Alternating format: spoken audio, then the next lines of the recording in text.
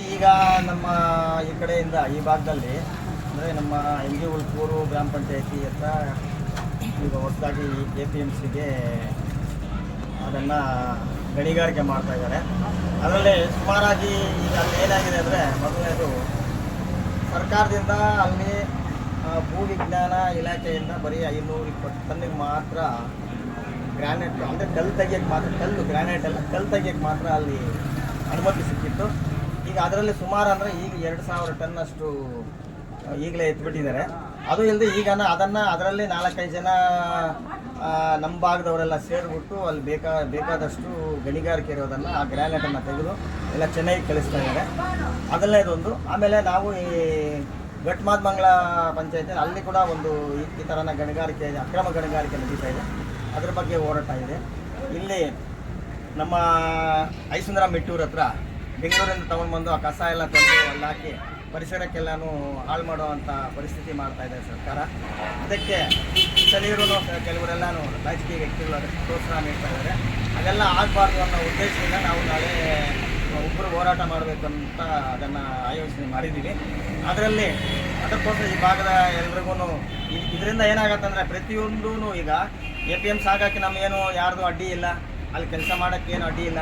ಆದರೆ ಸರ್ಕಾರಕ್ಕೆ ಹೋಗುವಂಥ ಸುಮಾರು ಇನ್ನೂ ಒಂದು 1000 ಟನ್ನಷ್ಟು ಮೇಲೇ ಇರುತ್ತೆ. ಅವ್ರು ಬರೀ ಒಂದು 520 ಟನ್ ಮಾತ್ರ ಗ್ರಾನೈಟ್ ತೆಗಿಯೋಕ್ಕೆ ಇದು ಮಾಡಿದ್ದಾರೆ.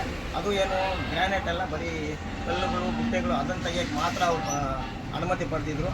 ಇದರಲ್ಲಿ ಸರ್ಕಾರದವರು ಮತ್ತು ರಾಜಕೀಯ ವ್ಯಕ್ತಿಗಳು ಎಲ್ಲ ಶಾಮೀಲಾಗಿ ಅಷ್ಟು ಸರ್ಕಾರಕ್ಕೆ ಬರುವಂತಹ ಹಣನ ಲೂಟಿ ಹೊಡಿತಾ ಇದ್ದಾರೆ. ಅದಕ್ಕೋಸ್ಕರ ಜನಕ್ಕೆ ತಿಳಿಸ್ಬೇಕು, ಇದೆಲ್ಲ ವಿಷಯ ಗೊತ್ತಾಗಬೇಕು ಅನ್ನೋ ಉದ್ದೇಶದಿಂದನೇ ಇದು ನಾವು ನಾಳೆ ಈ ಕಾರ್ಯಕ್ರಮವನ್ನು ಆಯೋಜನೆ ಮಾಡಿದ್ದೀವಿ.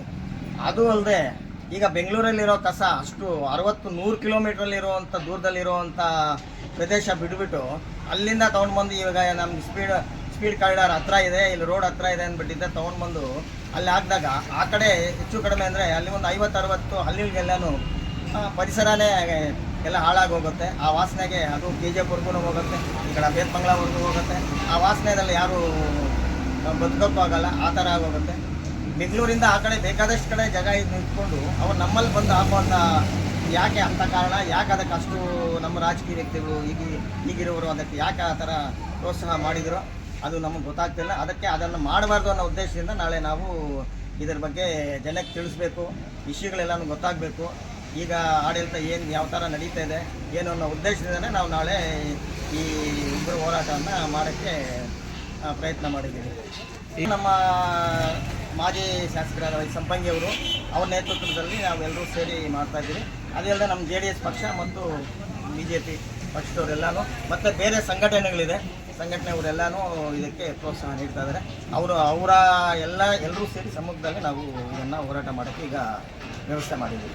ಎಷ್ಟು 5,000 ಜನ ಸೇರೋಕ್ಕೆ ವ್ಯವಸ್ಥೆ ಮಾಡಿಸಿದ್ದೀವಿ. ನಮಗೆ ಸ್ಥಳೀಯವಾಗಿ ಶಾಸಕಿ ಅಂತನಲ್ಲ, ಇಲ್ಲಿ ಯಾರು ಇದನ್ನು ಶಾಸಕರೇ ಆಗಿರ್ಬೋದು, ಇಲ್ಲ ಬೇರೆ ಯಾರಾದರೂ ಆಗ್ಬೋದು, ಯಾರು ರಾಜಕೀಯ ವ್ಯಕ್ತಿ ಆದರೂ ಆಗಿರ್ಬೋದು, ಈಗ ಇಲ್ಲಿ ಅಕ್ರಮ ನಡೀತಾ ಇರೋದ್ರಿಂದ ಅದು ಯಾರಿಂದ ನಡೀತಾ ಇದೆ ಅದನ್ನು ತಡೆಗಟ್ಟಬೇಕು. ಮೈನ್ ಉದ್ದೇಶ ಅದೇ ನಮ್ಮದು. ಸರ್ಕಾರನೇ ಪ್ರೋತ್ಸಾಹ ನೀಡಿದೆಯಾ, ಇಲ್ಲ ಶಾಸಕರೇ ನೀಡಿದಾರಾ, ಇಲ್ಲ ಇದರಿಂದ ಯಾರು ರಾಜಕೀಯ ವ್ಯಕ್ತಿಗಳಿಂದ ಇದು ನಡೀತಾ ಇದೆ ಅದು ನಡೀಬಾರ್ದು. ಅಕ್ರಮವಾಗಿ ಗಣಿಗಾರಿಕೆ ಆಗ್ತಾರೆ ನಡೀಬಾರ್ದು. ಈಗ ಸರ್ಕಾರಕ್ಕೆ ಬರುವಂಥ ಹಣನ ಅವರು ನಮ್ಮ ಭಾಗದಲ್ಲಿರೋದನ್ನು ನಾವು ಲೂಟಿ ಹೊಡೆದು ಎಲ್ಲೋ ತೊಗೊಂಡೋಗಿ ಯಾರಿಗೋ ಹಾಕಿ ಅದನ್ನು ಚೆನ್ನೈಗೆ ತೊಗೊಂಡೋಗಿ ಅಲ್ಲೆಲ್ಲ ಮಾರಾಟ ಮಾಡ್ತಾ ಇರೋದ್ರಿಂದ ನಮ್ಗೆ ಅದರಿಂದ ಅದಾಗಬಾರ್ದು. ಅದು ಶಾಸಕರೇ ಇರ್ಬೋದು, ಇಲ್ಲ ಅಂದರೆ ಇಲ್ಲ ಬೇರೆ ವ್ಯಕ್ತಿನೇ ಇರ್ಬೋದು, ಇಲ್ಲ ಕೋಲಾರವ್ರು ಇರ್ಬೋದು, ಇಲ್ಲ ಬೆಂಗಳೂರು ಇರ್ಬೋದು, ಚೆನ್ನೈಯವ್ರು ಇರ್ಬೋದು, ಯಾರಾದರೂ ಆಗಲಿ ಈಗ ಅಲ್ಲಿ ಯಾರು ಮಾಡ್ತಾ ಇದ್ದಾರೆ ಅವ್ರ ಬಗ್ಗೆ ಅದನ್ನು ಕ್ರಮ ತೆಗೆದುಕೋಬೇಕು ಅನ್ನೋದೇ ನಮ್ಮ ಉದ್ದೇಶ. ಇದು ಇಲ್ಲಿ ಈಗ ಏನಾದರೂ ನಮ್ಮ ಈ ತಾಲೂಕು ಮಟ್ಟದಲ್ಲಿ ಇದನ್ನೇನಾದರೂ ತಡೀಲಿಲ್ಲ ಅಂದರೆ ಇದ್ರ ಬಗ್ಗೆ ನಾವು ಇನ್ನೂ ಒಬ್ಬರು ಹೋರಾಟ ಮಾಡೋಕ್ಕೆ ಜಿಲ್ಲಾ ಮಟ್ಟ ಮತ್ತು ರಾಜ್ಯ ಮಟ್ಟದಲ್ಲಿ ಹೋಗ್ಬಿಟ್ಟು ಈಗ ಅಸೆಂಬ್ಲಿ ಹತ್ರ ಕೂಡ ಕೂತ್ಕೊಂಡು ವಿಧಾನಸೌಧ ಹತ್ರ ಹೋರಾಟ ಮಾಡೋಕ್ಕೆ ನಾವೆಲ್ಲನೂ ಸಿದ್ಧತೆಗಳು ಮಾಡ್ಕೊಂಡಿದ್ದೀವಿ.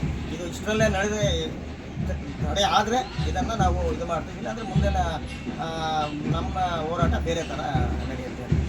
ವೆಂಕಟರಮಣ ಸ್ವಾಮಿ ದೇವಸ್ಥಾನದಿಂದ ಅಲ್ಲಿಂದ ಬಂದು ತಾಲೂಕು ಆಫೀಸ್ ಮುಂದುಗಡೆ